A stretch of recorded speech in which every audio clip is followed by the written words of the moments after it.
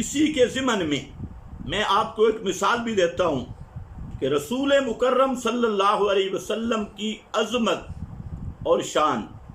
وہ ہے مفسر قرآن ہونا اور مبین قرآن ہونا۔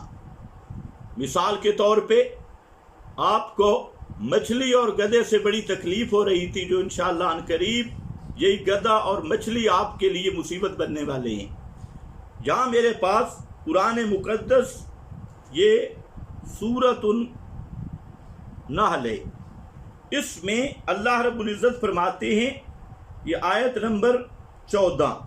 فرمایا سخر البحر وهو الذی سخر البحر لتأکلوا منہ لحما طریا، لتأکلوا منہ لحما طریا۔ طالب الرحمن صاحب، لتأکلوا، اللہ نے تمہارے لیے سمندر کو مسخر کیا تاکہ تم اس سے تازہ گوشت کھاؤ۔ یہ تازہ گوشت کیا ہے؟ تازہ گوشت کھاؤ۔ اب ذرا اس پر غور کرنا اور سوچنا، یہی تازہ گوشت مچھلی ہے، اور اسی کی تفسیر امام الانبیاء نے فرمائی ہے، اسی کا بیان لحمن طریہ کہا بھی اس لیے گیا ہے کہ مچھلی ان جانوروں میں سے ہے مما لا یذبح، جن کو ذبح نہیں کیا جاتا،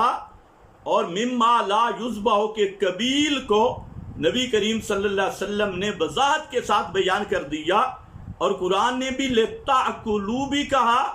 یہ بھی دلیل ہے کہ مچھلی حلال ہے، اور لحمن طریہ بھی کہا، یہ بھی دلیل ہے کہ مچھلی حلال ہے، اور قرآن مقدس کی روح سے حلال ہے، اور اس قرآن کی تفسیر رسول کا بیان آ گیا، تو اب قرآن و حدیث متفق ہو گئے کہ مچھلی حلال ہے۔ رہا